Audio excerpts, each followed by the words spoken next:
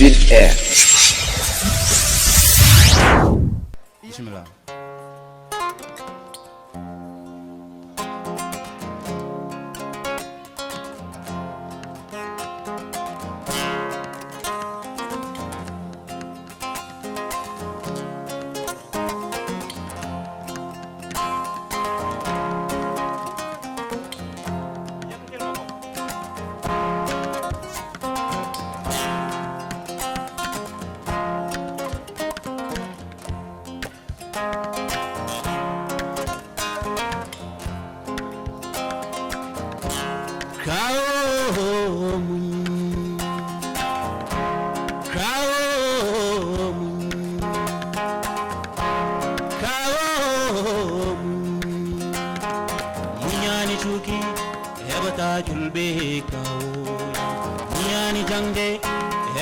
Kandal kawoyam munyani churki hebata julbe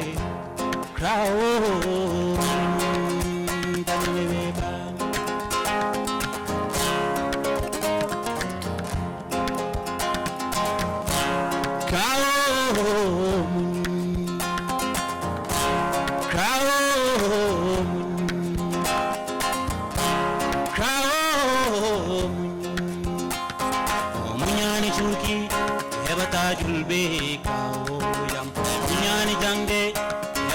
Kandal kawoyam munyani churki hebata julbe krawo tanlebe ban wodi nene wodi baba nate lade wodi nene wodi baba wonti to marange wodi nene wodi baba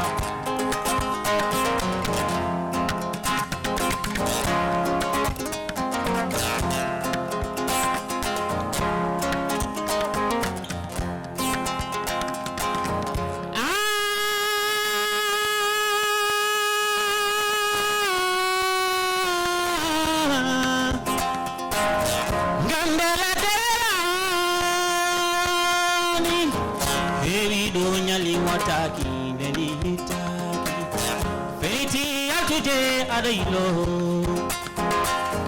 Beniti today Adailo Fatma Jate Mafie Mayenne Mahetu Matumu Kono Samuni Batane Fo Kalhamdulillahi Rabbil Alamin Krawo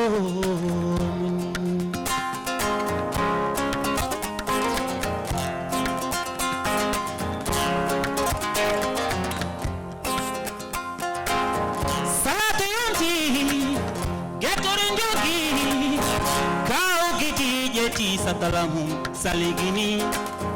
joli darde mum didi habi nyaw darde mum fatini hore mum kaweni hilo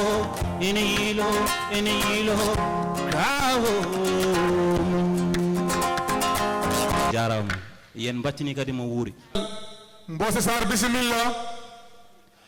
Merci Delce Couture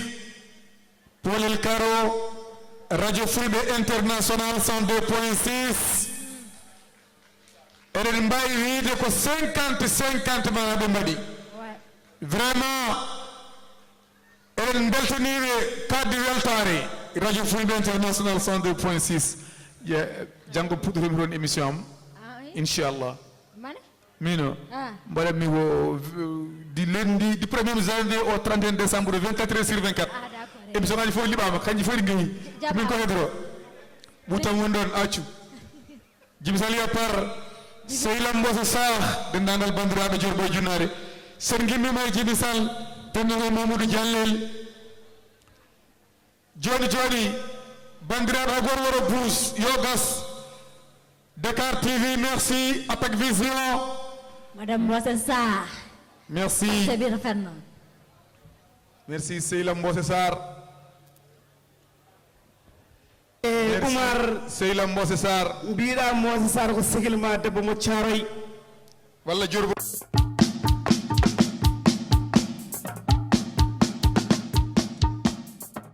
jeerato ko avocat mum kosam en nene mum gareni ñoleni Seydi Sall kosam en nene ma woni avocat maɗam muynoɗam haɗani soɗa cippidanoɗam lambata Seydi Sarr debbo mo Thiaroye sukaɓe Thiaroye fof ndenndi mbi ko Sarr an e délégation ma e wondude teddinde ñalawma Oumar Goro komi ceernam mi yara ceernam somo jangguino baba ñagato yimotogota baba ñagatoɓe kinne ma wona yewar Seydi Sarr a jarama merci beaucoup merci May merci Mbose merci Mbose toj nga fi assalamualeykum mi salmini on onon fof jiɗɗoma ala ko heddanma ça c'est vrai donc Oumar min ñagantomami ko tan ko yo Allah waɗane jaam amin enen kala e kala jiɗɗoma kadi yo Allah waɗa ɗum jaam merci beaucoup merci mi weltima no fewi mi wawa haal mi weltima Mbose mi weltima Seydi Sarr bandiraɓe dokkemo kelle merci yelma Thiaroye jërëngeen jëf kontaan naa ci yéen yàlla leen yàlla fay vraiment kontaan naa wala moom jooɗi peewi Djibi Sall